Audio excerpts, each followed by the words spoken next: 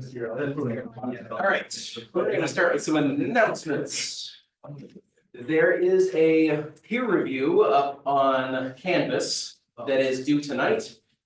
Do people want a little bit of time to work on that in class, or do we want to just say, do that on your own time by tonight? Do it on your own time. Class time.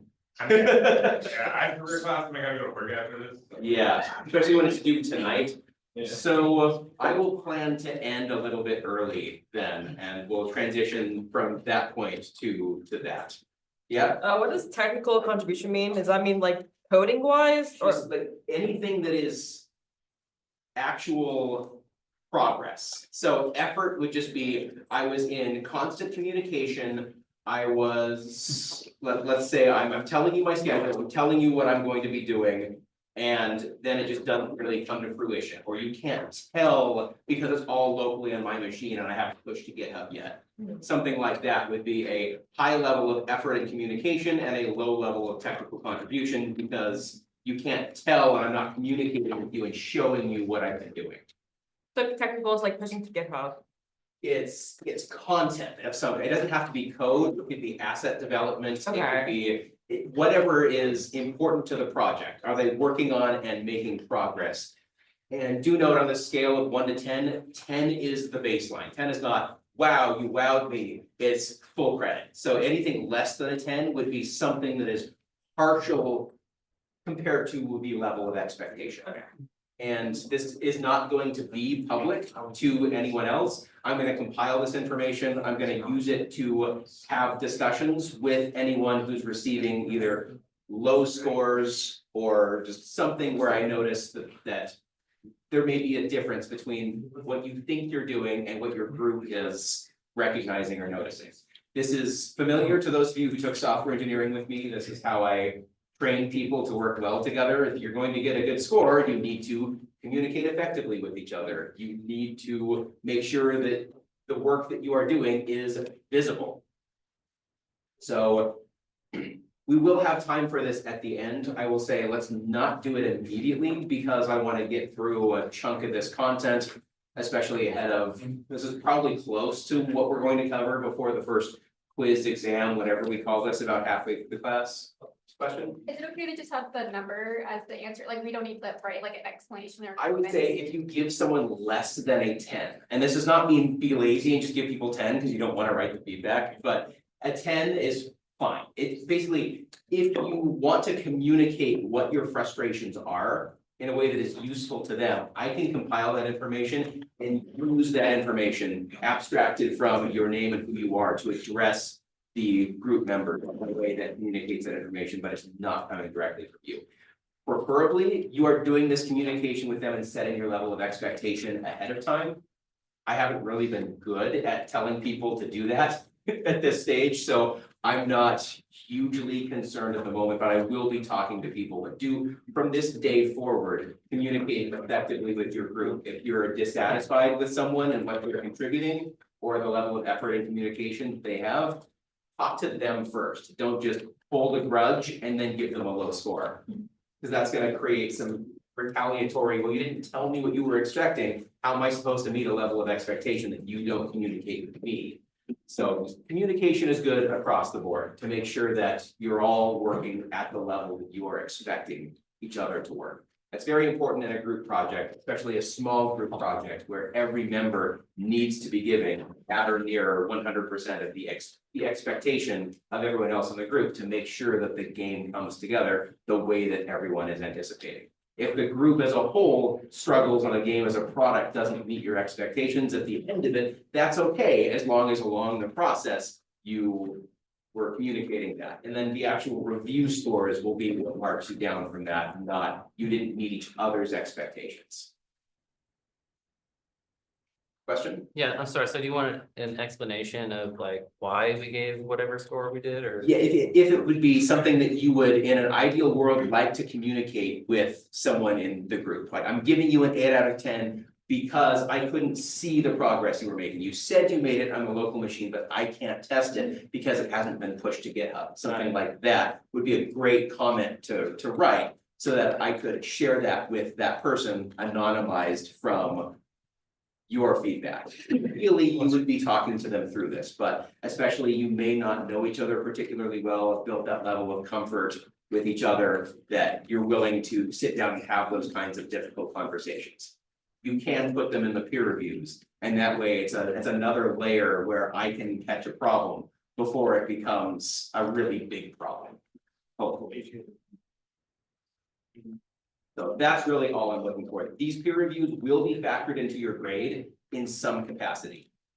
I don't know exactly what that's gonna look like yet, because I wanna make sure that it's fair. And also, if the average grade, if I tell you right now, I'm gonna be scaling it 100% based on that feedback, and the average grade that people get on the peer reviews is 7 out of 10, suddenly the maximum score that anyone can get in this class is a C minus. That doesn't work so well, when we all need at least a C plus in order to move forward, then I have to curve that at the end. So I don't yet know exactly how it's gonna factor into grading. So the default, you have no problem with them, is just 10? Yeah. Okay. Yep, it should be a 10 unless you think, you gave me 90% of what I expected, that's a 9 out of 10. You gave me 20% of what I expected, that's a 2 out of 10. Field logarithmically? I may end up doing that, it'll depend on what the class does as a whole for their scores. But I will map the distribution of scores that I see onto the grades that I would expect that to be based on the end result of how good the games are, the meetings that we have. I'm keeping an overall process and an algorithm in my head of, given what I see, what grades should people have? So exactly how your scores map to that, will need to be customized, basically.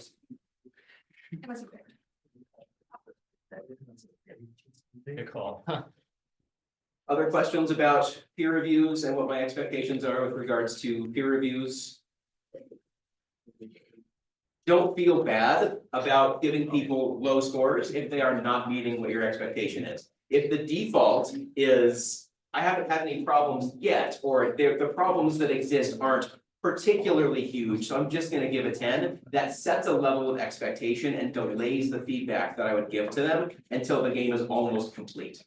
And if that's the case, then they're not going to receive that feedback in time to make the changes to help their own score. So you're actually helping them if you think that they deserve an 8 or 9 out of 10. By doing that now, you're helping to get them that feedback early so they can iterate on it and be more of what you're expecting moving forward. If that makes sense. At least I saw that a lot in my software engineering classes. People gave very high scores at the beginning, and then by the time they got frustrated enough to really want to mark them down, it was too late.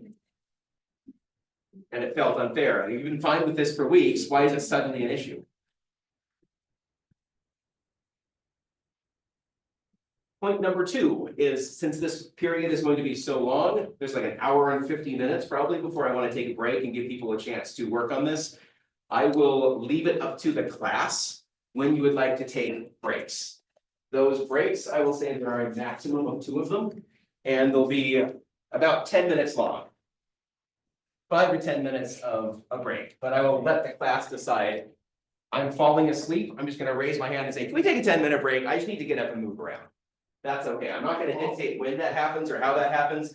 The first person to say that will just take a very quick vote, like does this make sense? Honestly. Yeah, so we can take 20 minutes and I'll just shut up and let you do whatever for 20 minutes, but then you have to listen to me for an hour and a half straight.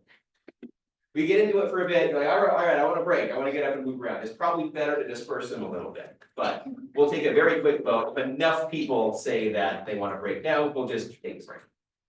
But anyone can state that at any time. Questions before we dive into actual content in this class?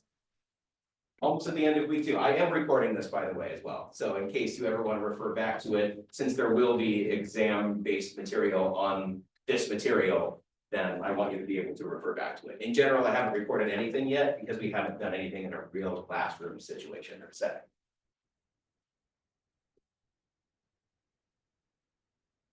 All right, no further questions, concerns, or anything else, then we'll just dive into it. Have you already started the recording? Yes.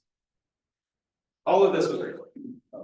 In case you wanted to say, what did you say about peer reviews and how we should, yeah, I just want that information to be publicly accessible. In case you're thinking, there's a really bad joke I can make with that, yeah, unfortunately, I already started recording. Not that that really prevents me from being somewhat unprofessional, I just try not to be horribly unprofessional. Also, don't pay any attention to the fact that I have not modified these slides. Back to me. Why are we on that screen? Where is it? There we go. Don't pay any attention to the fact that this is my email from my old institution that doesn't work in an office that I don't live in anymore. Nor does this, actually, the number lines up, but the degree does not. That's fun. So yeah, back when I taught this course in a semester system, the last thing that we covered at the very end was a deep dive into agent creation and reinforcement learning. So this is going to consist of 2 presentations. We'll probably finish this first one in about an hour.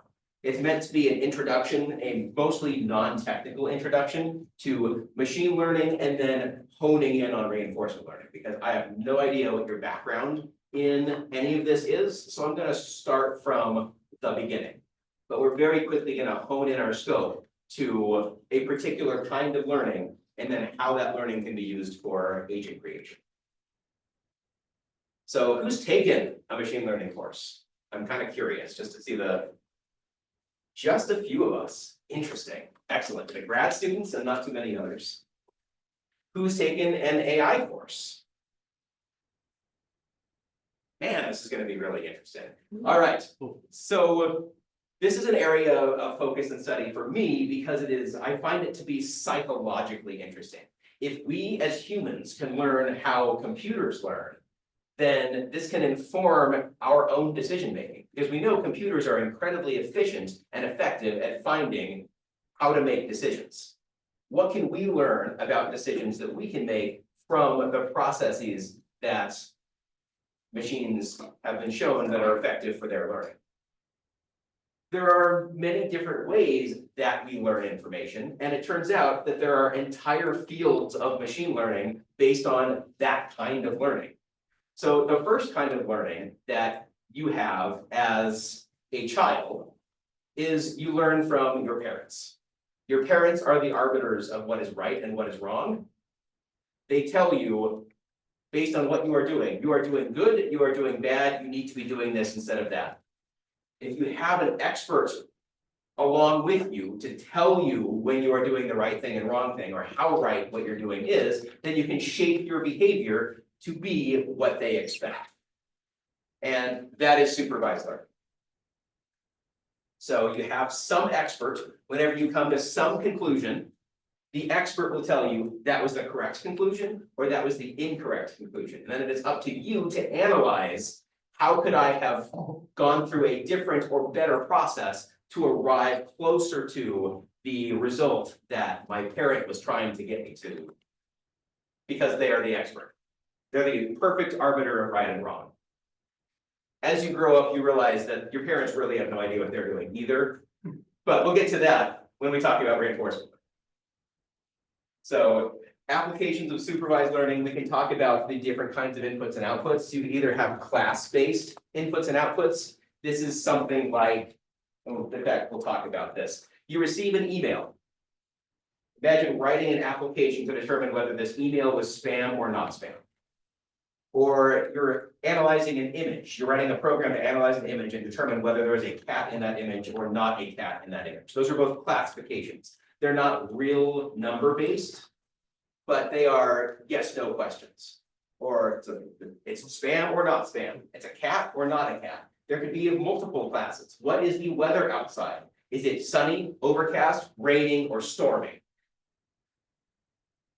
You could break down even a real value like temperature into cold, mild, warm, and hot. So class labels for some kind of classification. Regression has a real numbered output, something like, I want to, based on historical weather data, predict what the high temperature is going to be tomorrow. There's not a class label associated with that, there's a real number output to what the actual temperature is going to be. And you can be as precise with that as you want it to be. It's going to be 77.0562 degrees. You would probably be overshooting, but who knows, maybe you're right. So classification, spam versus not spam, cats versus not cats, or we're like, is there a cat, dog, panda, or none? So you're just analyzing images and trying to determine yes or no to some sequence of questions. How would we do that? It turns out that you can learn a lot by not having much of a process when you start, but just making mistakes. And then your parent, you can imagine your parent having a whip and just whipping you whenever you get something wrong until you have learned a process where you don't get whipped very much. I love violence so much in all of my examples, it's so bad. But you're really just trying to find a function, a structural mapping between the inputs and the outputs. The inputs being some unknown image and the output being some class label of there's a cat in this image or there is not a cat in this image. How do we learn that function that has the closest to 100% accuracy that you can get? It would be ideal if we could learn from our parents a way to do this with perfect accuracy. But if perfect accuracy is infeasible, then getting the highest accuracy that we could get would be the best result that we can get from this process. I still get whipped, but it's as infrequent as I can make it because that is not a desirable outcome. Thanks, parents. So we talked about classification and regression. So for now, that's really all we're going to go into supervised learning because this is a huge field. I would argue that it's the most important field in machine learning as a whole. But it's not going to be the focus of what we do in game agent creation because we frequently don't know what that output label is supposed to be. How would you classify or regress some kind of AI in a game? Imagine that you're playing a real-time strategy game against some AI. I mean, the only outcome would be you won or you lost. How would we be able to say something like, the agent provided adequate challenge to the player, but eventually lost? That's not really a good label because it's vague. What is a good challenge? So we need some other tool to really be able to express or learn from its own experience rather than some expert. There's no expert in this situation that says the AI wasn't good enough. It wasn't powerful enough. It was too powerful. You need to be here. Where is here? Even we, the people training this, don't know where the answer is. So that's where supervised learning is going to fall apart for this outcome. So game AI agents can utilize aspects of supervised learning, but they're not trained via supervised learning because we don't have those output labels. Next field, unsupervised learning. This is where we don't have the output labels, but maybe we don't have a parent telling us good or bad, but we want to now split all of the actions that we do into good actions and bad actions.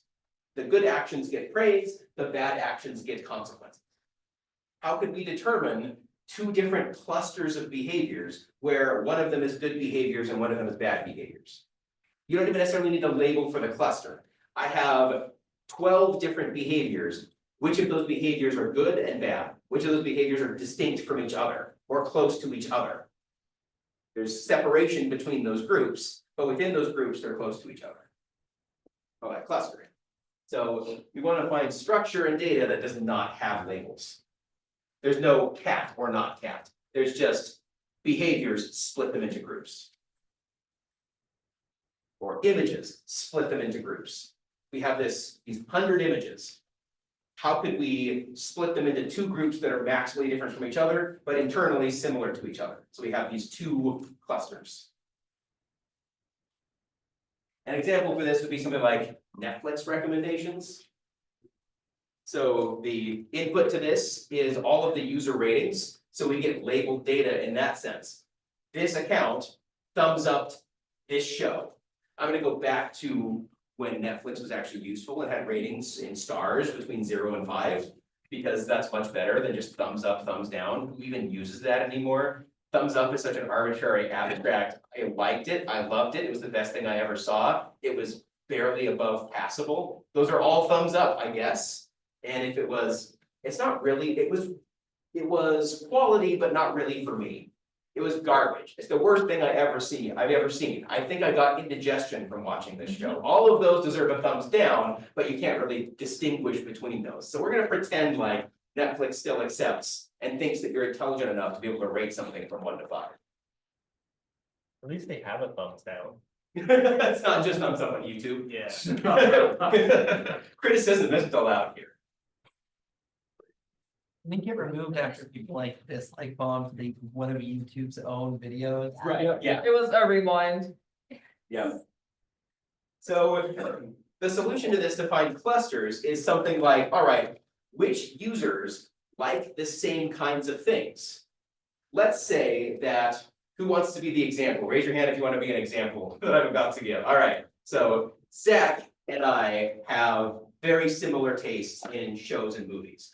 But maybe since I have a grader for this class, I have a little bit more free time than Zach does. So I've seen a couple more shows. But of the 10 shows we've shared in common, we liked 7 of them the same. We disliked 3 of them the same. But I've seen 2 other shows, one of which I thumbs up and one of which I thumbs down. It makes sense to recommend to Zach, hey, you have some free time now. You're more likely to like the show that I thumbs up than the one that I thumbs down.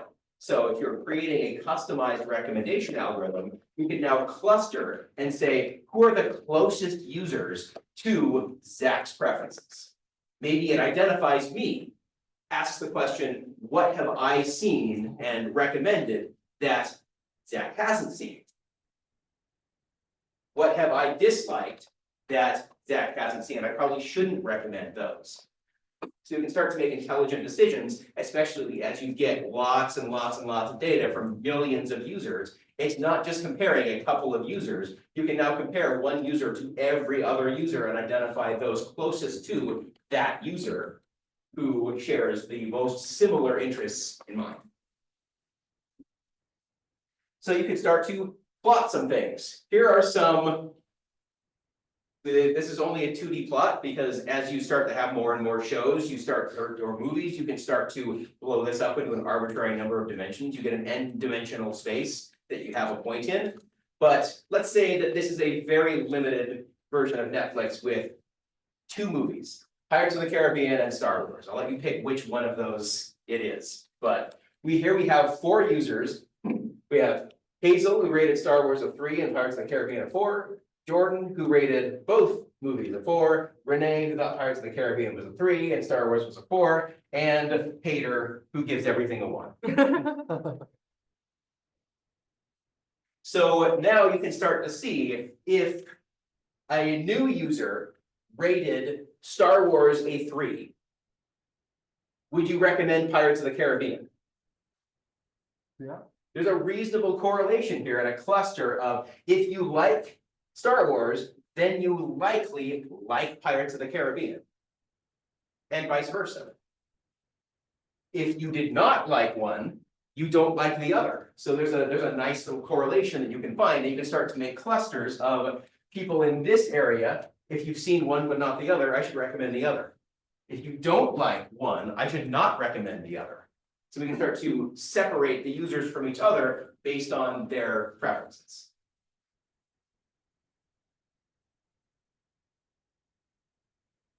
So all you really do is find the Euclidean distance between the users and say, all right, if we had kind of like an onion moving outwards from here, what are the first users that I would encounter? They're the most similar to you, and maybe we can learn something from that.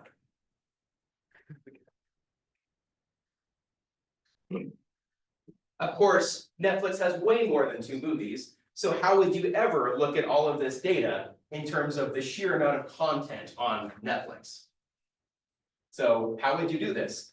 We can use dimensionality reduction to say which one of these movies or shows is least predictive.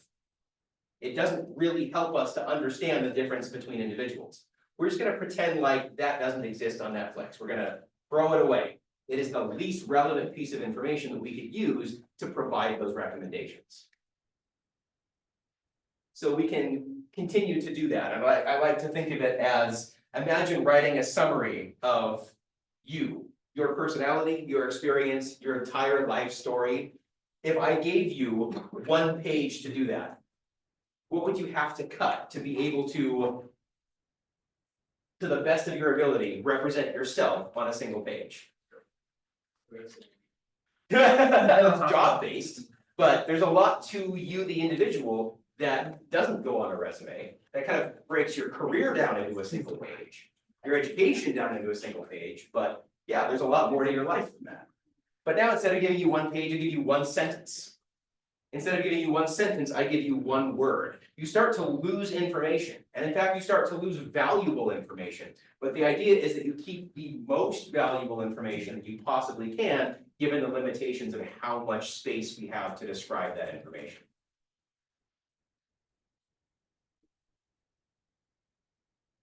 Of course, when you have a 3-dimensional, which dimension do you squash?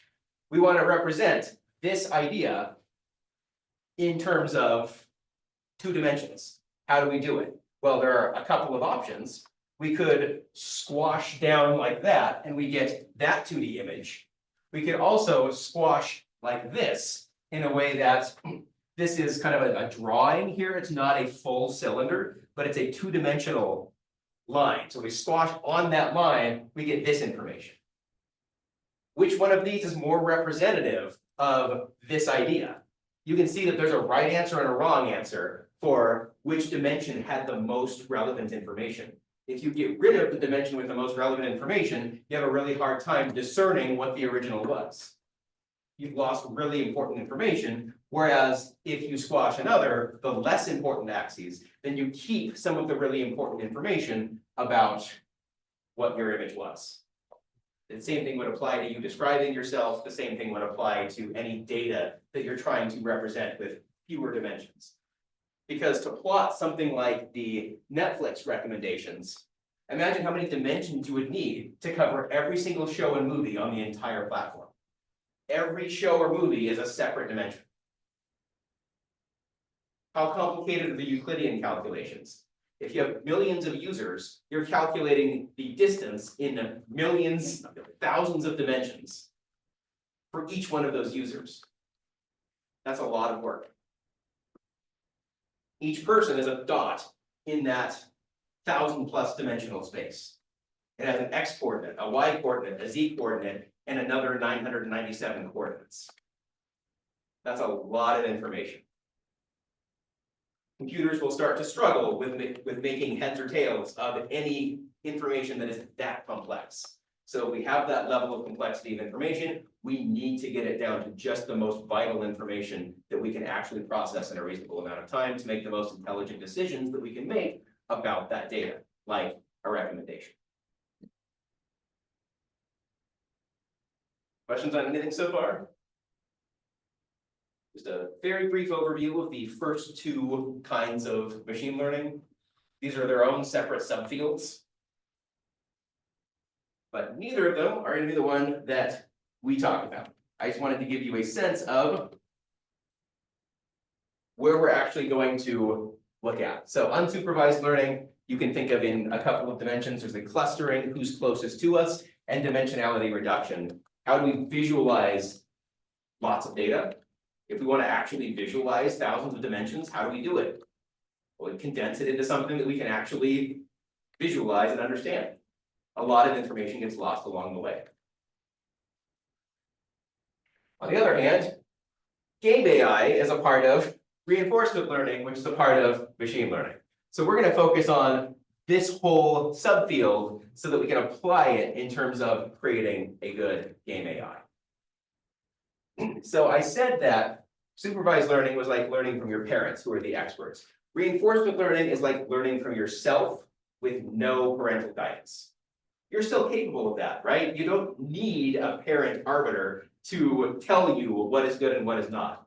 If you kick the table in front of you as hard as you can, don't hold anything back. Is this a good idea or a bad idea? Not as hard as you can. Do not injure yourself. Depends. Depends what direction am I kicking it from? Whatever is going to be the most painful.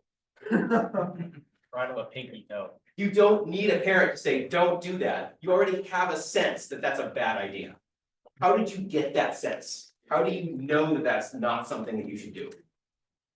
You should not throw yourself out of one of these windows. How do you know that?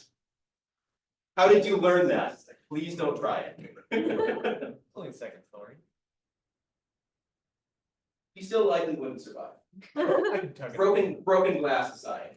You probably wouldn't make it through the glass. Yeah, these are very reinforced windows, but Except for the ones that broke immediately when it opened. we're getting sidetracked. How do you build up this kind of intuition? It's through experience, right? At some point, you stubbed your toe and you realize, wow, if I run into something that's harder than my skin, bones, and muscle, then I end up in pain. Stubbing a toe is certainly not kicking something as hard as it can, but you can make a conclusion. If this is painful, this is going to be more painful, and you start to learn correlation and causation. A lot of it also comes from making mistakes. If you make a mistake and you realize, oh gosh, I thought that this decision was going to lead to something that I would enjoy or was good for me, and in fact it did not, you learn from that mistake. You learn about correlation and causation. So you're learning from your surroundings. There is no teacher. There's no one who's going to tell you this is good or bad, do it or don't do it, aside from me saying don't jump out the window. Supervised learning. You also have a direct, we're going to call sensory motor connection to your environment. What this means is you can feel things, you can smell things, you can use your senses to get a sense of the environment around you. Going back to Descartes, how do you know that's even real? That's beside the point. But assuming that it is real, we can use that sensory feedback to get a sense of, and that drives a lot of the learning that you do. The input that you get from your surroundings tells you what is appropriate. The fact that when I look out, I see students and I have a memory that says, right, I'm supposed to be teaching right now. That's why I'm being loud. On the other hand, I saw a play last night. I did not get up and start lecturing in the middle of that play. That would have been really awkward for everyone who was there. You should I'm so sorry, my sensory motor connection to the environment stopped working for a bit there. I'll sit down and shut up. Probably more interesting than the play anyway. So yeah, we use those senses to be able to gather the information that we use to derive what is a good decision and a bad decision. This is very similar to how robots work.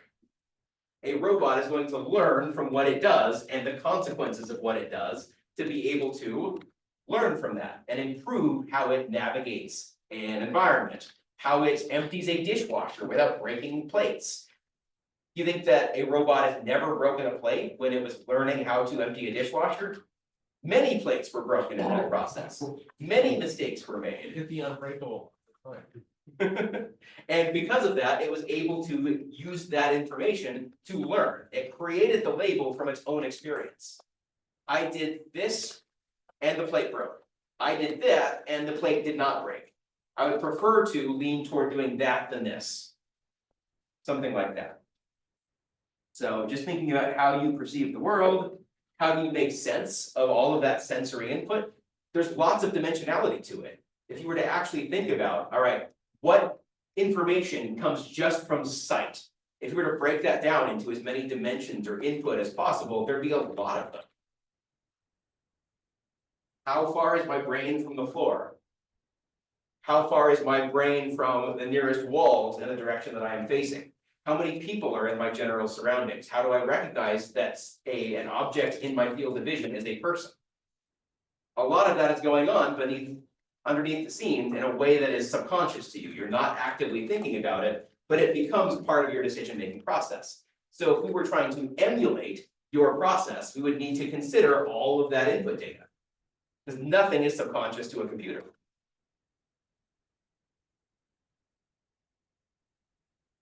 By taking in this data, this sensory data, you use that sensory data to make decisions. And even if you don't think you're making decisions, you are always making decisions.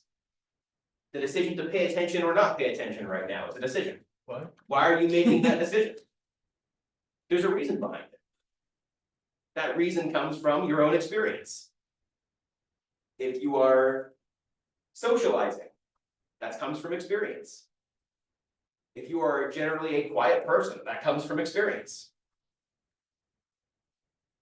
So it's how we learn about ourselves, is by engaging with the world around us, deciding what we like, don't like, what gives us value, not value, etc. I would argue that, paying attention is not always a choice. Cause like, if you're tired. for Yeah, example, yeah. you're trying to pay attention. Sure, sure. There's still some decision in there, like, then there were decisions that led up to that. Did you consume caffeine before class? Why are you tired? Was it because you stayed up all night doing the compiler's homework at student night? Those are the compilers laugh. All of those were decisions. Why did you have to do that? Did you start focusing on it too late? You can always backtrack to learn more about yourself. And it's not so much focused on the here and now as it is that everything that you did leading up to the here and now they're all decisions that you made. So what you experience in this moment is directly related to the decisions that you made leading up to this. People like to blame you for those decisions, but honestly, that's just information that you can use to learn from. You can't change any of those decisions, but you can analyze the decisions that led up to right now to be able to come up with how can I change what I do in order to be happier as I move forward. All of that experience is valuable. All of the mistakes that you've ever made are valuable to learning how to move forward from today to be the best version of yourself that will lead to the maximum happiness that you experience for the rest of your life.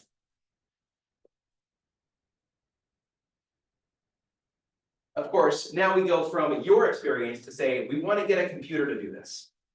How could we model our own decision-making computationally? That's where this becomes really interesting. It starts to tie your own experience into how do we program this? How do we come to understand what is right and what is wrong? We can start to ask really philosophical and deep questions as you analyze this. And I have found that that result helps me to understand myself in a way that has completely changed who I am. Who I was 20 years ago, despite growing up and all the changes that have come up with adulting. The fact that I've understood this and thought about it a lot has changed how I approach other people. It has changed how I view myself. It's how I've changed how I view mistakes that people make. Mistakes are good information. It's something you didn't know before that now you do. So my challenge to all of you is to go at some point after class today, go make a mistake. Please don't make a big mistake that's going to have long-term consequences, but don't make a small mistake. Don't do it necessarily intentionally, but do something that you don't know the outcome for. And then think about, was the outcome from that unknown what I expected or not? But then also, what did that teach you about whether you should continue to do that or not? There's so much to learn from that, and it helps you to become a more experienced person. The more experience you have, the more you can apply that to the rest of your life. How do you know that you're going to maximize the decisions that you make for the rest of your life in terms of your own happiness? The more you experience, the more data you have to move forward with. That's cool. We're going to be less abstract for a moment and talk about how we're actually going to model it computationally. As much as I love the abstract thinking and trying to figure out the meaning of life through looking at math. Sound like a professor when I do that. But basically we have us or the robot, or think of this as the computer or the person. We have the environment, that's everything that you don't immediately have control over, everything that is not you. Agents make decisions that we're going to call actions at a particular time step. So if we could discretize reality down into discrete time steps, at every one of those time steps, an action, including no action, is taken. That affects the environment in some way. If I flip this bowl, that's an action that affects the environment. If I stop talking and go to sleep, That's an action that affects the environment. As this happens, as a result of the change to the environment, we get two pieces of information from that change. We get both a new state that tells us that something has changed about the environment. So if I were to throw this bowl across the room, we were to take a picture of this room before and after, the state would be different. Even if you hold everything else the same, a single change changes the state of the world. So we perceive that new state from the agent's perceptrons or our own senses, and we also get some kind of reward. Was that action, did that action change the state from my own perspective in a better or worse way? Am I better off from having taken this action, or am I worse off from having taken this action? Or having made this decision? So it's just a constant cycle of decision affects the world around you, feedback, what is the new version of the world, and how do I feel about it? Is it a positive change or a negative change or no change? Continue to cycle as you make more and more decisions at each time step as time moves. To do this, we need to define the concept of states, actions, and rewards, because they're a little bit more complicated than that. So a state, you can think of it like a state in a program. If you're in the debugger and you've executed a particular line of your code, you can open up and look at every data structure, every element of every data structure, every variable has a value. That is the state. You execute the next instruction, maybe the state's the same, maybe it's changed. So a change doesn't have to be a real, it can be a no change, but the state has changed in some way, shape, or form. So the state is just that snapshot of the world, of the environment. Actions are just everything that the agent could do. What is the branching factor for everything that agent could do? What are the options for affecting the world? Then the rewards is some prescribed function that maps actions and states to changes in a reward. So you get positive or negative feedback based on how the state changed and the action that you, what happened. So the goal of any agent is to maximize this reward. You can think of your own reward being maybe your level of happiness. How do you feel right now? If you feel happy, that's positive reinforcement from the agent environment interactions that you have had recently. If you don't feel happy, then there are some negative feedbacks between the agent and the environment. Maybe you're okay with not feeling the best today because it's helping you get closer to a degree that is hopefully going to end up paying you 6 figures. So you can take a short-term hit for a longer-term gain. That's a decision that you can make. Whether that leads to that long-term gain, we don't know. But as you get there, you'll gain more information and you'll be able to move forward from that point with a better decision-making algorithm than you have right now.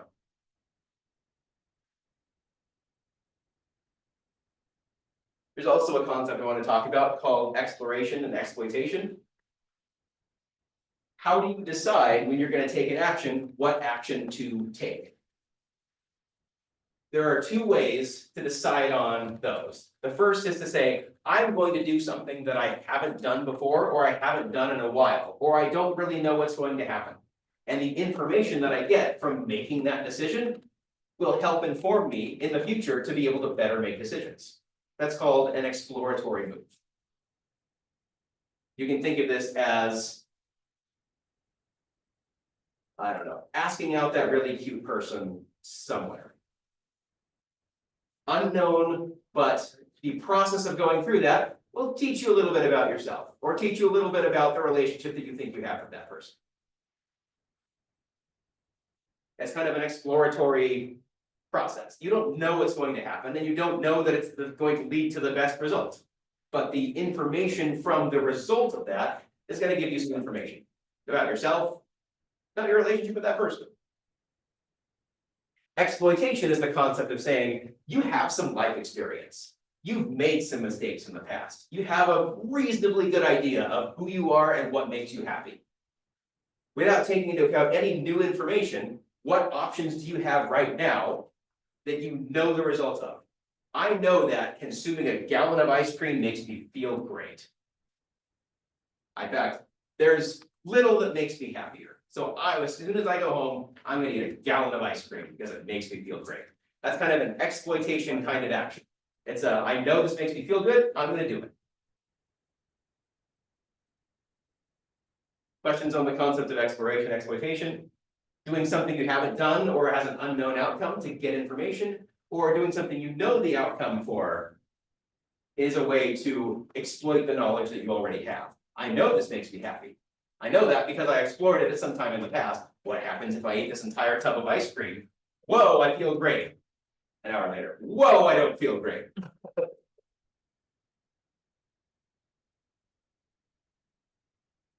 It also, we can tie this back to our own decision as in terms of just trial and error. An exploratory action is one that involves trial and error, and an exploitative action does not really involve trial and error. You know the result from that from your own history, your own utility. Then I also want to talk about this concept of utility and rewards, because it ties back to economic theory in a really interesting way that has completely redefined how I personally see the meaning of life. Coming to this realization changed me, and I've not seen it published anywhere. So if anyone wants to make money, because I haven't had time to do this, feel free to steal this idea, including anyone watching this. So imagine now that this chart is utility. What brings you utility? We like to think of this as happiness, or at least I like to think of it as happiness, because it's something we all share in common, aside from maybe the narcissists in the room. This is the time, so this is your birth, and this is your death. You can imagine now defining the purpose of life as maximizing the area under this utility curve. Wow, it's very useful. It's not just an integral, but it's an integral that applies to real life. So you can imagine at birth, you don't know yourself very well. As you start to learn more about yourself, you can start making better decisions. You make some pretty poor decisions and then you learn from it. And I don't know, maybe that's you start to get sick and then you die. But the idea here is that you're at a particular point at this right now.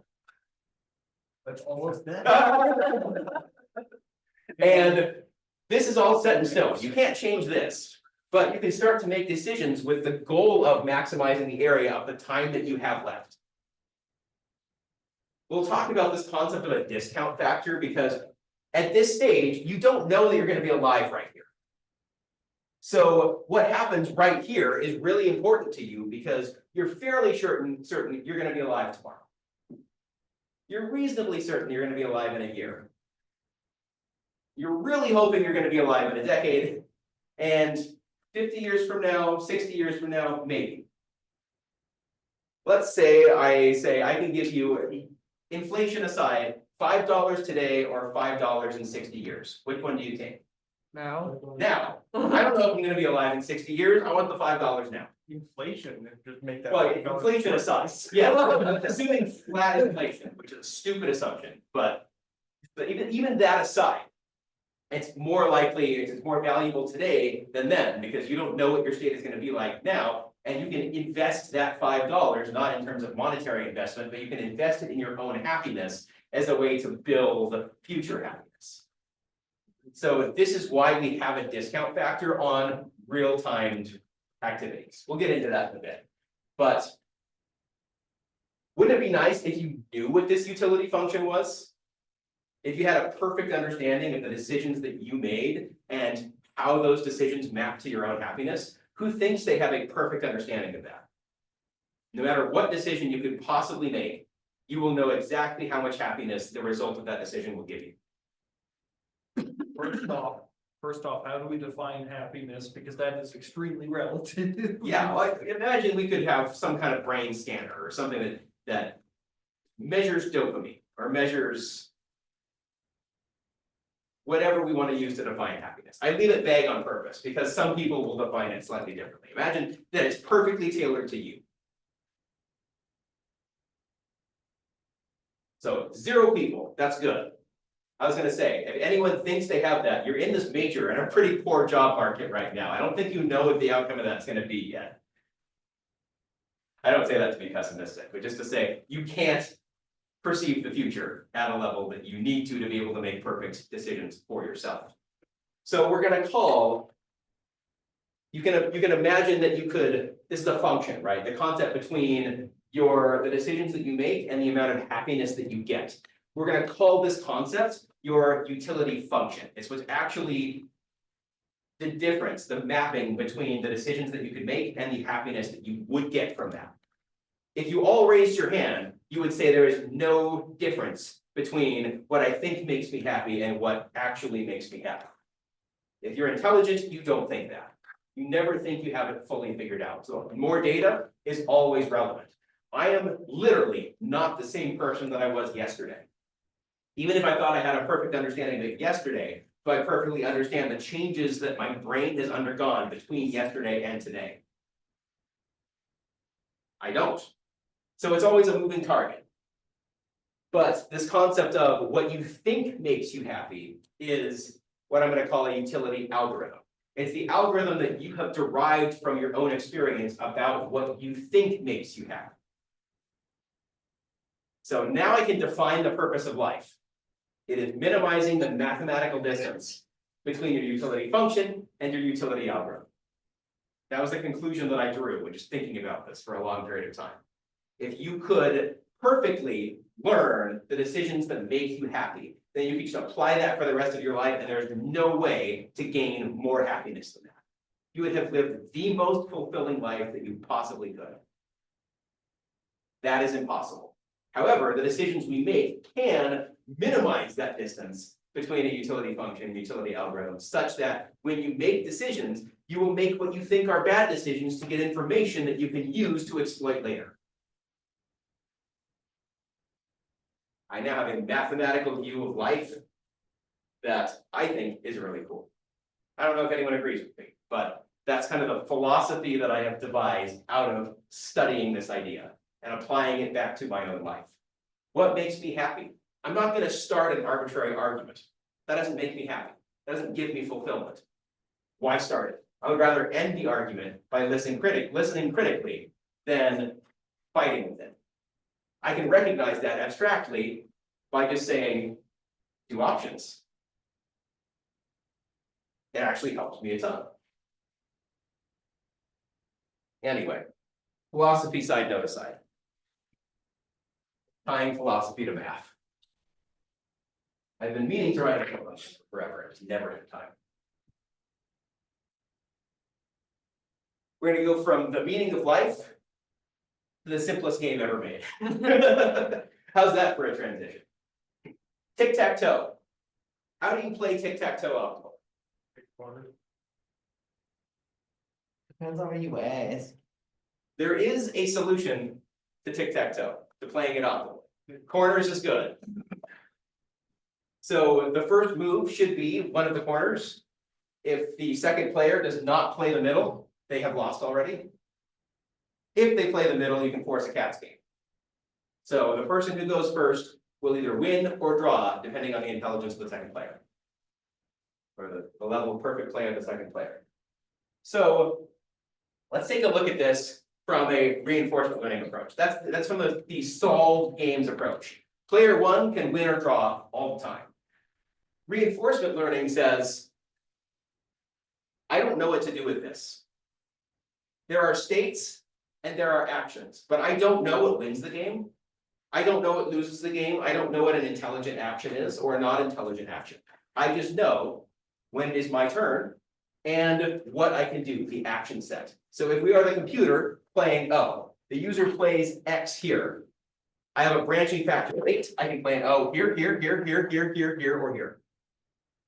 That I do know. Which of those leads to the most likely chance of victory? No clue, I've never played the game before. So it's going to play games against an opponent and try to find some kind of functional relationship or causation of when I make certain kinds of moves and when I win the game and lose the game. Starting out, I have no information on that, so I need to gather the information. I'm gonna play like a really stupid computer for a long time as I gather that information. But as I gather that information, I can start to find that functional relationship between winning and losing and the decisions that I make. So you learn how to play the game solely from data and from experience. There is no abstraction from that point. Really, it's just, here's the long list of moves that I made and games that I played. How can I take all of that data and learn how to play better? By analyzing that data. In a game of tic-tac-toe, if we're thinking about the agent environment interaction that we just talked about, what is a state? Yeah, What is in each square? it's half of it. What is in each square and, Whose turn is it? yes, Oh. yeah, is the next move an X or is the next move an O? Whose turn is it? So it's a We can picture. determine that based on how many, You could derive that from the state of the board. We know here it is O's turn because there's one more X than O. So you could reasonably come up with that, but you would need to know that function in order to be able to do that. If you're a dumb computer playing this for the first time, it's not something that is told to you, you just know when it is your turn. So we would need to be able to say, oh, it's my turn, I can act now. So board state and who's moved. What is an action? Like something in one circle? Yeah, when it is your turn, marking one of these squares for the next turn out. Now the hard one. What is a reward? Not dying. Not losing the game, sure. winning or potentially drawing. Sure, that would be a nice outcome to the game, but if my very first move is here. I need some kind of reward. Is that reward 0? If I move here instead of here. This is a better start than this. Let's say when I move here, I've won the game 1,000 times and lost the game 800 times. We'll ignore time. When I move here for the first time, it's the exact opposite. I won maybe 200 times and I lost 1,800 times. Should I still get a reward of 0 no matter which of these moves I make? No. No. So how could we rephrase what a reward is based on something meaningful? Yeah, When you kind of. The way I would put it is like optimal moves are rewarded. how do you devise what an optimal move is? Like so, for instance, in tic-tac-toe, if you are more likely to win, if you pick a corner.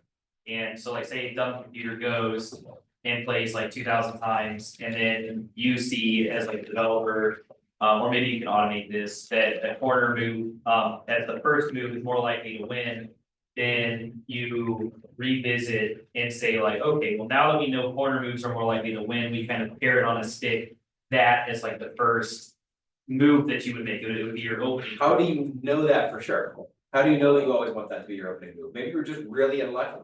Or maybe once you made the optimal move that happened to be here, the next move you made was just always really stupid.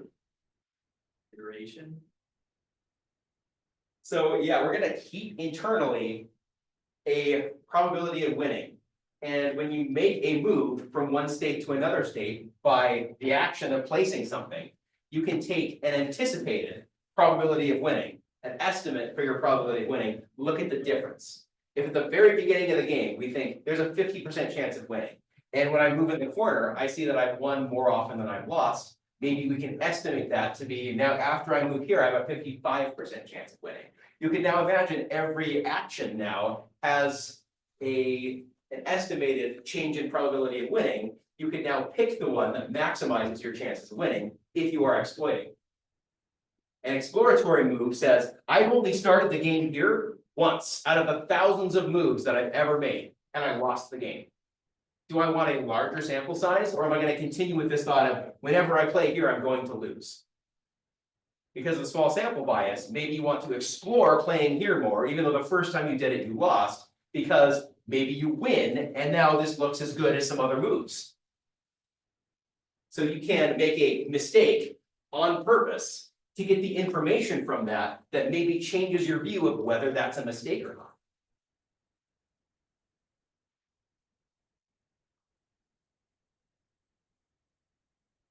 Questions on anything we've covered so far? Do you want to take a break yet? How are we doing? How close are we to the end of this? This, we are just about halfway through. Okay. So we'll probably just do this today.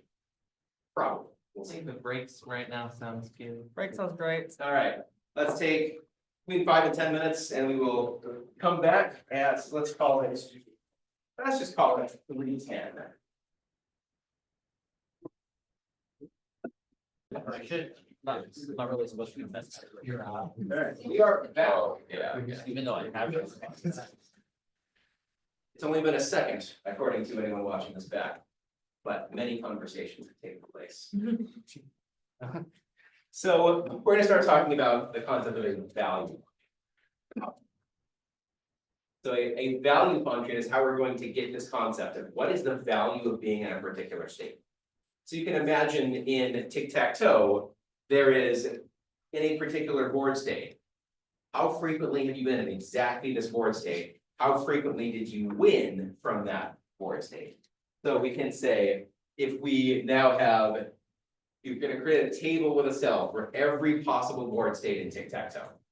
How many possible states are there? Well, the initial X can go in one of 9 places, the following O can go in one of 8 places. So it's, eventually the game is going to end in some of these states, but it's at least less than 9 factorial states. So you want to figure out all of the possible states. And then we want to figure out what is that state's value. So you would start by making a tree. And this, the beginning state to that would be an empty board. We'd have a branching factor of 9, where any of the first X's could go. And then each of those would branch where any of the possible responding O's could go.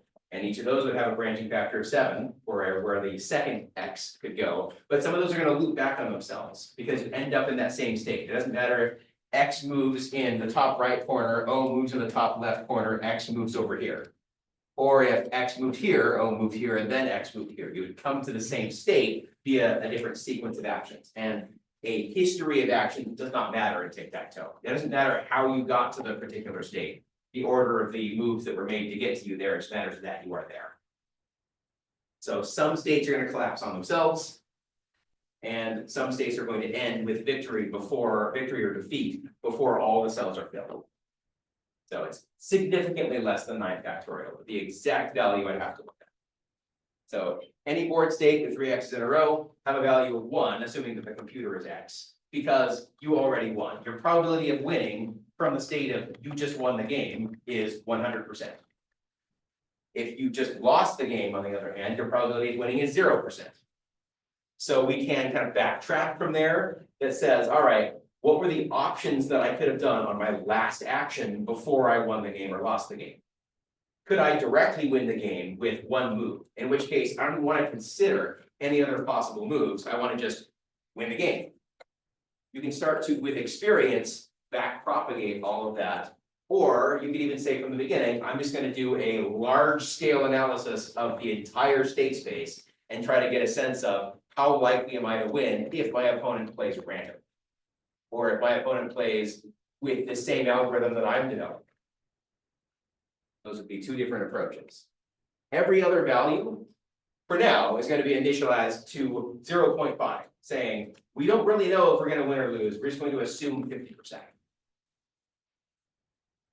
Think of this as randomly setting these values. You know they're not actually going to end up being 0.5, but we need to have some value to be able to make some kind of decisions. What this also says is that every move is equivalent to every other move until we have experience that says otherwise. So this is how you would set up this system. While you play the game, you will update the win probability of the states that you visited based on when you reach that state. You're going to say, okay, what was the change in that? I can update that value now based on whether I win or lose, or how frequently I've won or lost from this position. So you can represent this as a fairly simple expression that is the new value of a particular state S is the old value of that state plus alpha. We're gonna call this is a learning rate of some kind. We're going to say, all right, what is the difference between the state that is the new state that we go to minus the value of the state that we just came from? So if you're about to win the game and then you make a move that wins the game, you would want to back propagate that information to the state before the move where you won the game based on some factor, some learning rate. Let's say, let's talk about kind of what the extreme values of this learning rate are. So this learning rate values is between 0 and 1. What happens if this learning rate is 0? What does that do to this expression?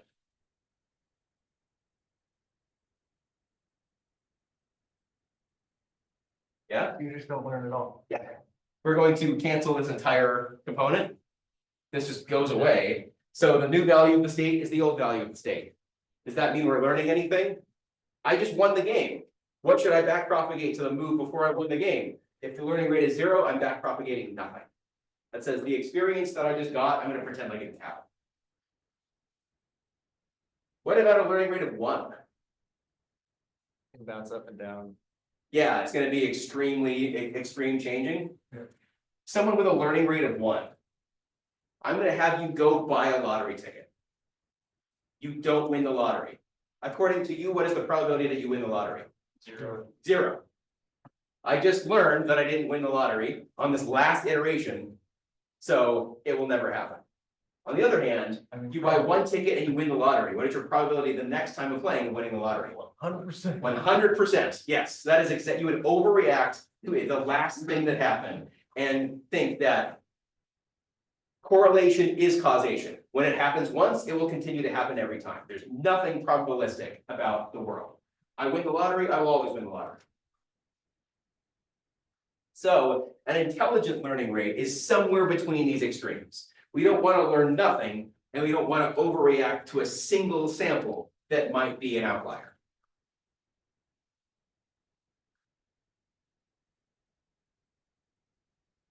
Is there an issue with this? If we used this concept to update our learning rate. So note that on the very first move, remember the only thing that has a value that's not 0.5 is when you win the game or lose the game. I make the very first move as an X in the top right corner. The value that I would get from this is the difference between the state that is the empty board and the state that is the X placed right here. Since both of those are 0.5, because we have no experience with that, the difference between 0.5 and 0.5 is 0. So I'm not updating this at all. This minus this is 0. 0 times anything is 0, so I'm not updating anything. The only time I'm updating is when I win the game, I can back propagate and say now, oh, this move right before I won the game now has a value higher than 0.5. And it's going to look like the best option. A step back from that, when I look at what are all of the options, 0.5, 0.5, 0.5, 0.6. That looks like a better action to take, so I'm going to go do it. It sets me up to win the game on the next move, as long as the opponent doesn't block me. There's still a flaw in this plan. In fact, there are a couple flaws in this plan. Can anyone identify what those flaws are?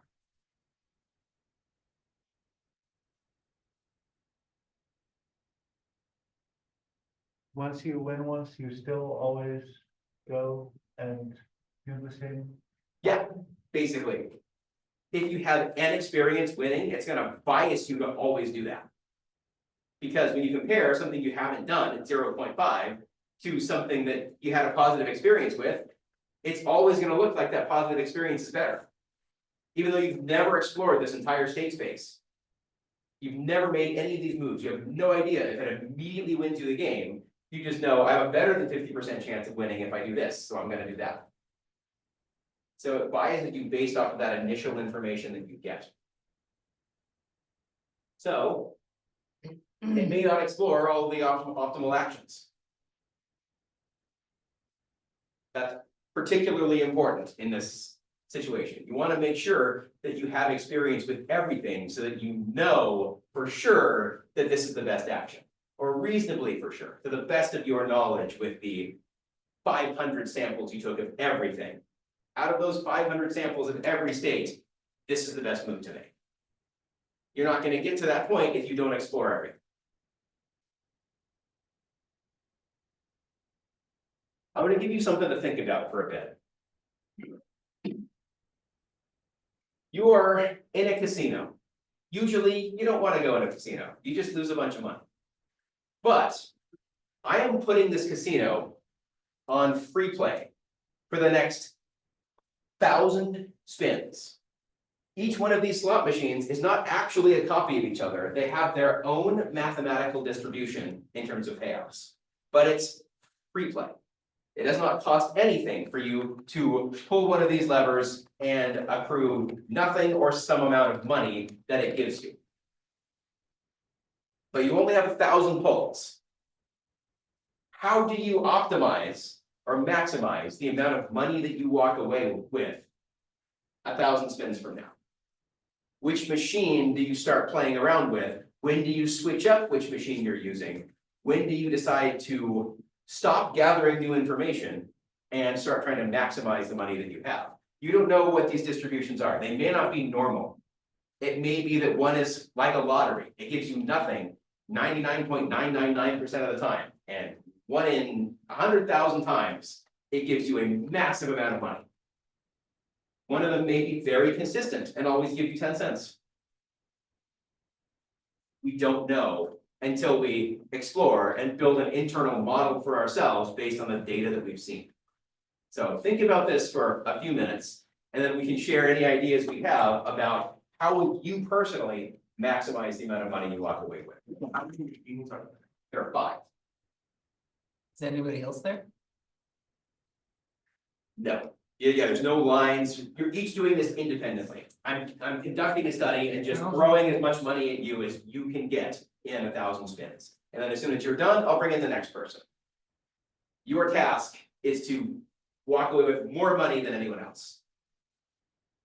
And each one of these machines has an entire distribution of outcomes. So it's not a single outcome, but it's a distribution, an unknown distribution of outcomes. And each of them has a separate. Yes. Yeah, they're not the same distribution. Or not necessarily the same distribution. They might be the same distribution, but you don't know. Are we going first? And if we're not, can we watch the people who go before us? No, you're going in blind. When you enter, you have no information about any of these slot machines. Except that you get a free 1,000 pulls. Yes, you get 1,000 free pulls.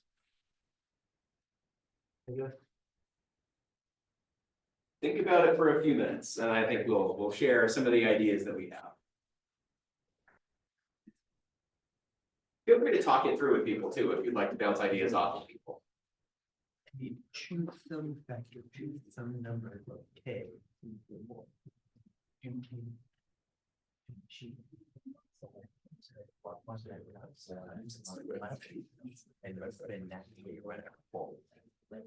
the question is, what number of K do you choose to maximize your winning?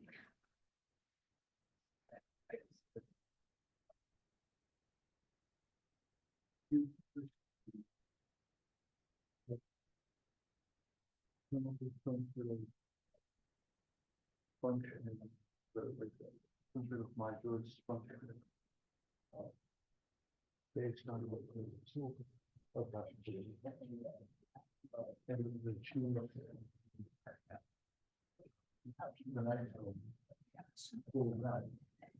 Here's that same function to.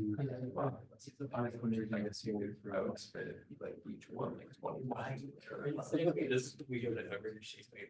It's- I can go back, I mean, I agree, like my question for my mom. That's not how each Yeah. machine, yeah. And then like average you're winning. Imagine if I gave you the largest. Right, like, so 200 spins. Yeah. Less optimal. 200 spins might take away 400. Give it a class or make it like a jack. That's true, there's no way. Yeah. On that one, I mean. Right. I still. Because I. My girlfriend used to be like this. I'm going today with quick ones. Right on. Well, if you do 100, so like I cheat, I've been on machine for like. That's like good, that's a good. Well, I know that that state requires you to. And Yeah. if we're like So I thought, I'll just stick with. tentacles, so It's just, machine's not hot. it's not like it would be sure. Yeah, it's completely like. So, it's so changed. so I just got out, yeah, and So. maybe it's probably like. Thirty or like 50 people. So, I mean, yeah, there are machines like that, but then yeah, it is, For. how often it pays out, something close to. What you put in, like this is somewhere around there, but I think they would probably be. Where it obviously, not necessarily stop, but it could also be, probably, it's not gonna give you.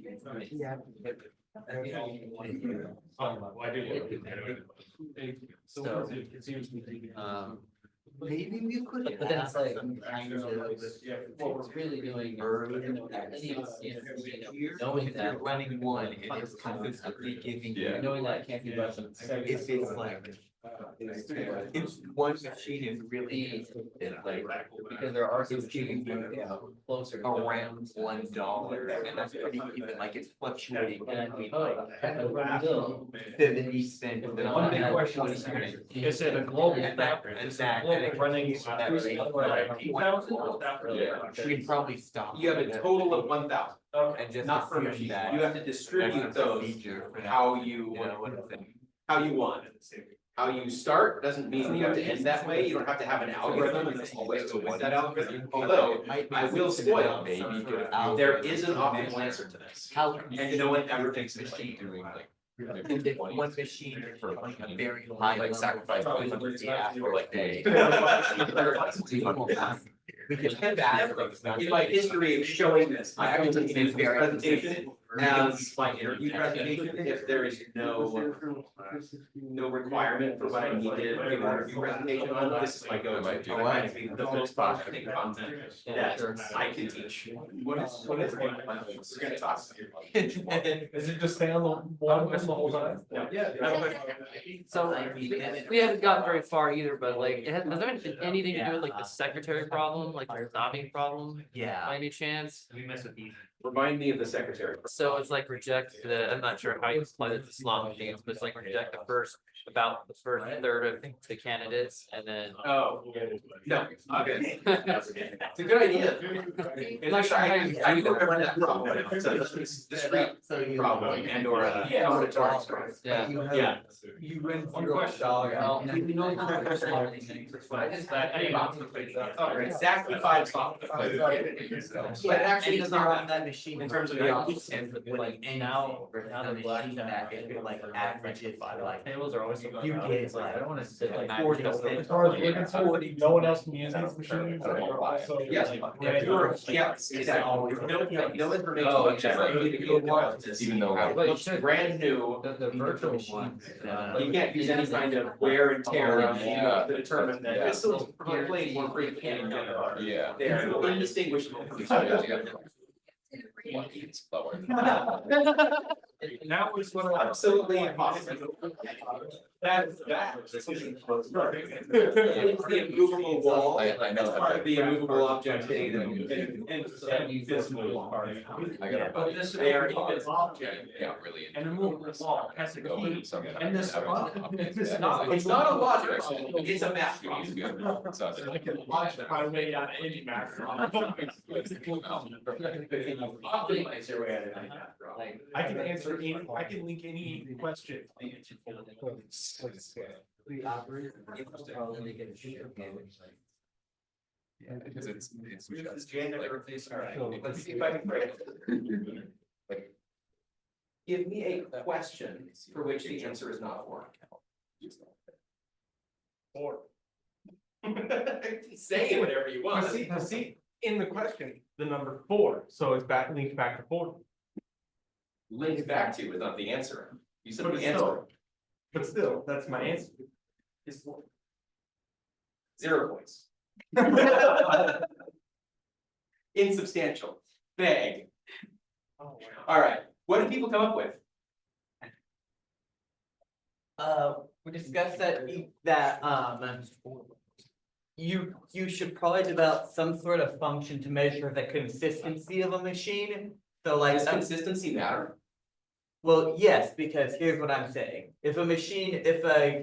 You do say 20 polls on all the machines, and if one is paying out within the range of like 70 cents to 100 to 130 cents. And one is like oscillating between like 20 cents and 400 cents.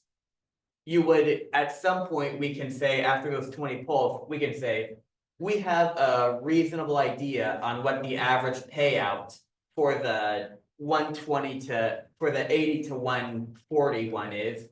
But we need to do more polls on the one with the wider range to accurately determine the average. So you do more polls on that one, so you do more polls on the ones that are less consistent. And then just select the one with the highest average once you're satisfied with however many Let polls. me phrase you a different problem. You have two options, option A and option B. Option A, I give you $1. Option B, I give you a 1 in 10 chance at $1,000. But 9 times out of 10, you get nothing. Which game do you play? You can only play it once. I'll take the 1 in 10. Now let's say, I don't tell you, I just say there's game A and game B. Now you can play the game up to 20 times each. The first 19 times that you play the game with a 1 in 10 chance of 1,000, you've never won anything. That would look like it's very consistently giving you 0, and you were just unlucky in the fact that the expected value of that game is significantly higher than the guaranteed dollar. Would you ever have a sample size large enough that says the result of this is always 0, or evidence suggests that the result of this is always 0? That's why I don't play the lottery. Evidence suggests that the result of that is 0, but Well- someone wins a lot of money. Well, then we have to consider like, how are we defining the value of what you can expect to get out? Cause like you're saying, Yeah. if you offer me a 10,000 chance of 1 in 10 versus a $1 or Because 500 you know the distribution. or guaranteed $500 versus 1 in 10 to get 10,000, I would probably go for a $500 for the $500. Right. The reason I'm not going for the 1 is because it's like $1. And with this, if we have 10,000 polls, one machine gives out on average $1. Then I would want to go for the average $1 machine, but we don't, Would you, yes, even if another machine had a higher expected value?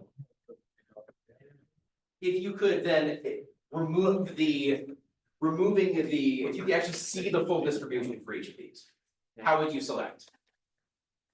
Highest expected value, or would consistency play a role in your answer? Yeah.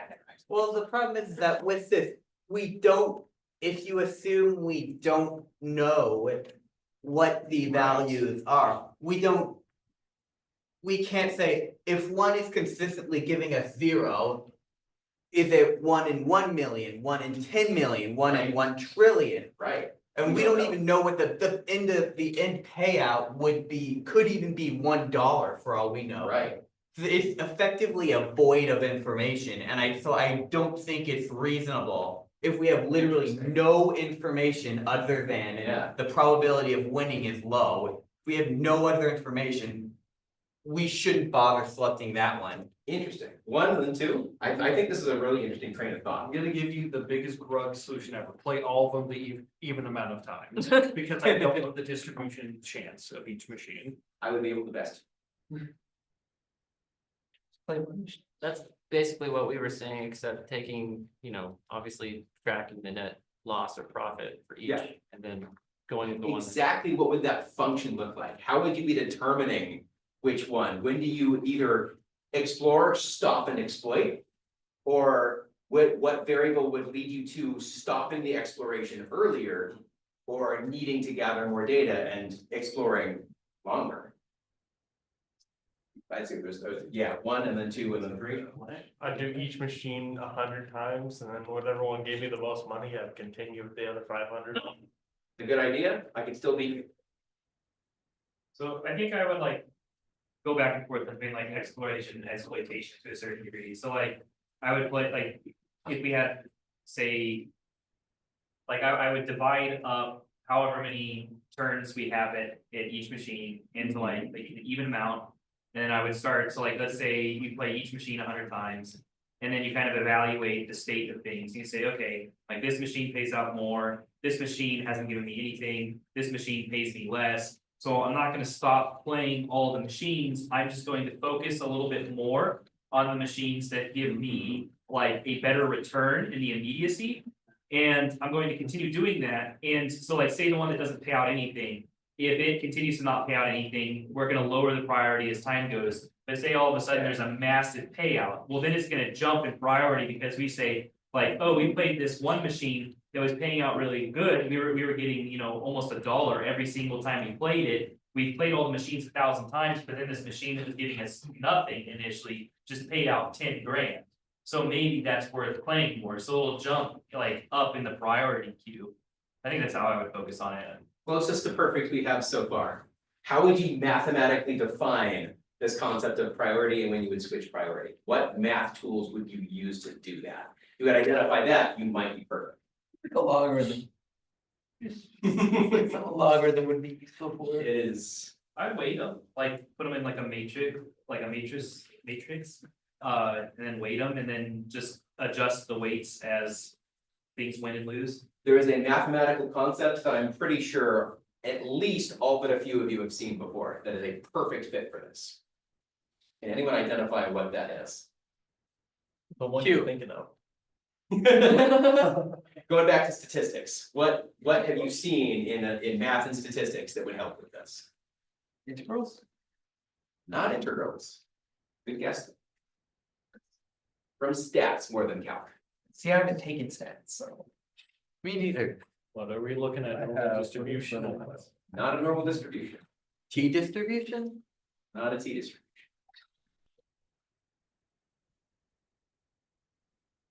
We'll talk about a simple way to do this, and then we will talk about the optimal way to do this. I will leave you dangling for the moment.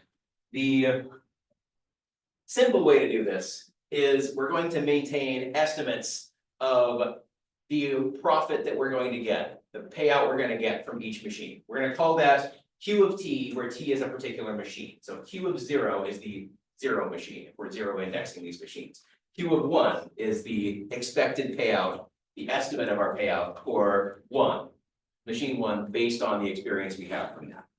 With some probability, we're gonna just label that epsilon, because we can manipulate this probability. We're gonna take an action that, given what we have done, maximizes our expected reward. So given the experience that we have with these 5 machines, with probability epsilon, we're going to do what has historically been best for us. And with probability 1 minus epsilon, we're going to take a completely random action. We're gonna use a 5-sided die or roll an RNG with between 1 and 5, or 0 and 4, if this is 0 indexed. And we will get experience with that machine, regardless of our history. Why isn't this optimal?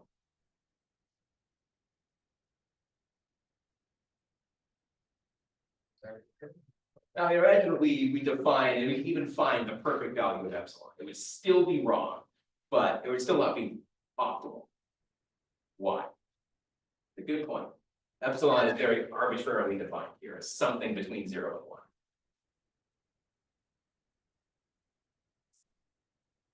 You're not focusing on the machines that are minimizing? Yeah, it's the same probability at the beginning and at the end for that exploration. Once we have a sample size of 995, we probably at that point want to be exploiting more than exploring. And at the very beginning, if we have a sample size of 1, We would rather be doing some exploring than already assuming that with a single sample of each of these slot machines, we already know which one's gonna be perfect. So have just a decreasing, or I guess. Increasing epsilon over time. Yeah, so you would wanna start exploring less and less frequently as you get more and more experience. That's good. And If it never hit zero, you would still, over an infinite number of pulls, you would have an infinite amount of knowledge about each slot machine. There's no limit to the number of times that you would decide to pull everything, which is what you need. That is the theoretical guarantee that you need to ensure that you're not making a mistake. So exploration, super important, because we need to determine and be more confident in our exploitation. So as exploration happens, we become more and more confident in our exploitation. If we start exploiting too soon, we might have just picked the wrong slot machine in a way that does not maximize. If we explore forever, then we never utilize that information in a way that allows us to hone in on what is actually the best thing to our profit. So this is very much like a real life mistake. We already talked about this a little bit. When you explore, you gain knowledge, you can make yourself better, your decision process better. We talked a little bit about different values of epsilon. If you explore never, then you're not sure that what you're doing is right. And if you explore forever, then you're never taking advantage of your knowledge. So the answer is somewhere in between 0 and 1, as it always is with these between 0 and 1 parameters.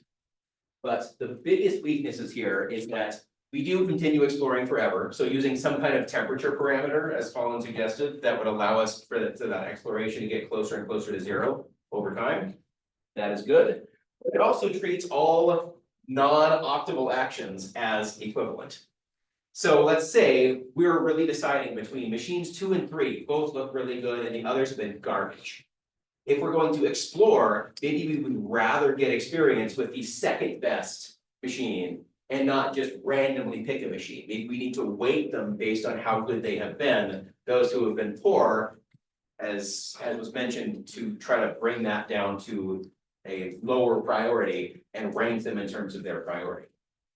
So those are big weaknesses and ways that you can start to make this approach more robust, but it's still never going to be optimal. Has anyone thought of a statistical technique that might be really useful here?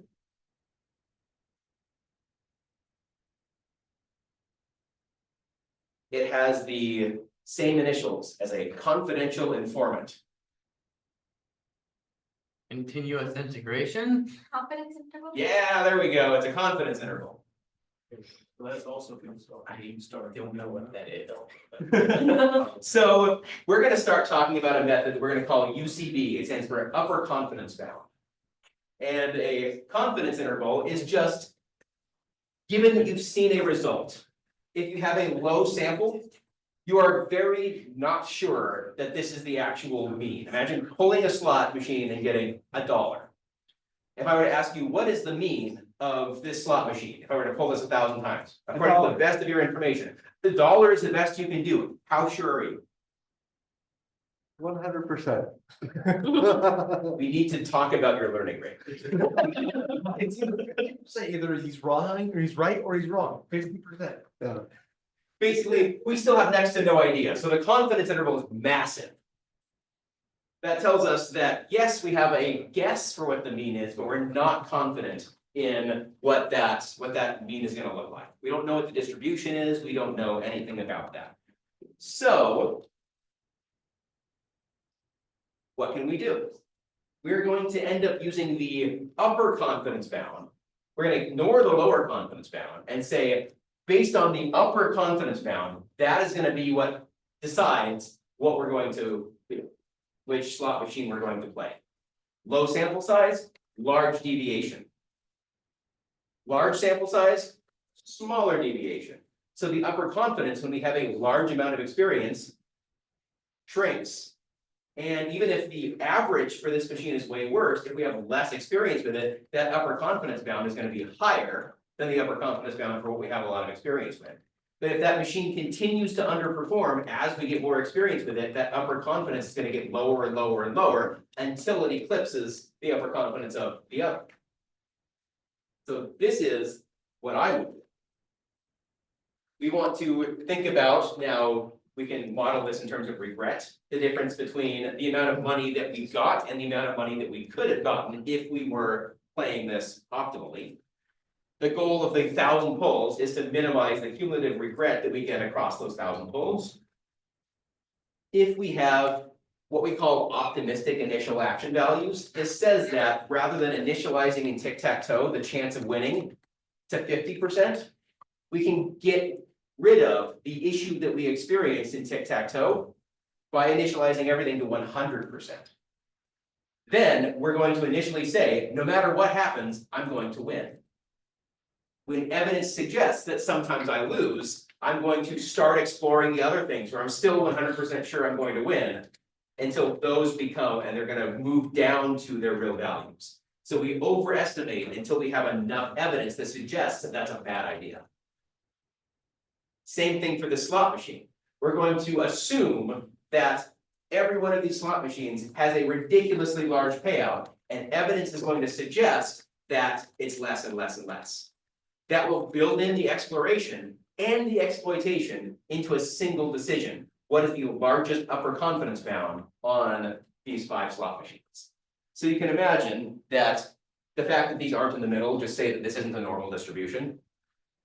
You can see that we have an average that we've seen so far, and we have a confidence interval built around each one of these machines in a way that what should we pull? We should do this one because it was the highest upper confidence. The reason this is so large is because we don't have a ton of experience with it. On the other hand, we have more experience with this one. But if we got more experience with all of these other machines, they would start to move toward, if their average is actually down here, then the confidence interval will be below this one, and we will be moving back to the one that evidence suggests is the best very frequently.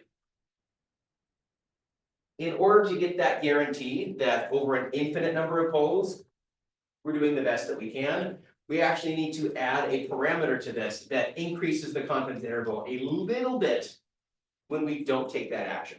So there's going to be a percentage of the overall polls that we've done, and this allows us to pull every one of these infinitely, but at a rate that approaches how good we think it is. So we'll pull what we think is the best machine most frequently. The second best machine will be pulled second most frequently, etc. And any change we get to that average will drastically change what the average is or the size of that interval as we get more and more information. You get a large payout, the average jumps up and the whole thing shifts up. Suddenly it seems like that's a really good thing to do. We get more experience, it shrinks, and everything else grows a little bit, telling us we need to go back and explore everything else once. If it's still garbage, we'll explore it once and then go back to what we think is best for the next 50 tries. This is the best mathematical approach that is known for optimizing this problem, given that we don't know what the payouts are.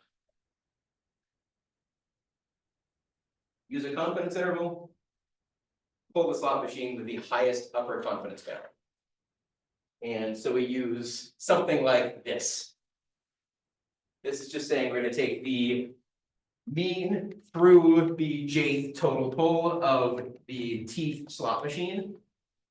So this is the mean. What change do we make to this? We're going to say based on the number of total pulls that we have over the number of pulls for that machine at that time step. As the total number of pulls go up, this numerator goes up, which increases that upper confidence. As we pull this machine more, the denominator goes up, which means that this gets smaller, the upper confidence shrinks. Pull something else, this goes up. Pull this goes down. But at a very different amount, both because n is the sum of all of the slot machines that we pulled. Maybe we've done 900 total pulls. I only pulled this machine 4 times. If I add 1 to the numerator, it adds just a little bit. If I add 1 to the denominator, now it changes the fraction massively. Because this was divided by 4, now divided by 5. That difference is much larger than a numerator going from 900 to 901. Then you take the square root of this, and that becomes what you add to the estimate to what this machine is going to give you. I just imagine doing this at a casino, Yeah, like a notepad. Rotating around. yeah, you'll get kicked out, but it's great. You show any sign of intelligence at a casino, and they do not want you there. That tells you that you should not be there. So for proofs for something like this, I would go through this in a graduate only class. I would not want to subject these poor undergraduates to that level of math. But we can take this idea, come back to tic-tac-toe, and now we can start to apply this idea to how to optimally learn how to play tic-tac-toe as well. So we said that our initial probabilities were going to be 0.5. Instead of that, make those initial values 1 as the upper confidence of we don't have any evidence that suggests that I have less than 100% chance of winning. And that builds the exploration into this process. Nothing that you do in tic-tac-toe has a 100% chance of winning. So as soon as you have a tie game or a loss on any particular path, which is always possible, then you're going to be reducing your chance of winning from 100%. And then sample size takes over, and when you experience winning from a particular strategy, that will emerge as the best strategy because everything else gets reduced below that point, revealing the optimal path. Think of it like, I want to get from point A to point B, but there is a lake in the way. I'm going to reduce the water level ever so slightly, ever so slightly, ever so slightly, until the path to that island becomes apparent.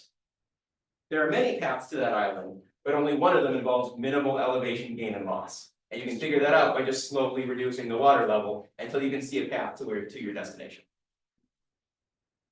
I say to swim, it's better than draining lake. The amount of work it takes to drain the lake is more than what it takes to just swim.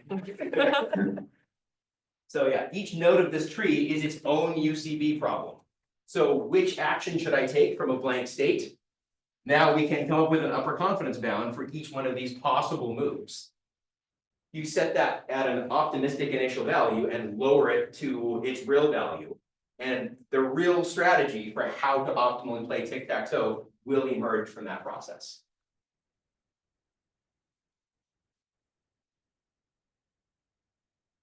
How do you feel about that? Any questions?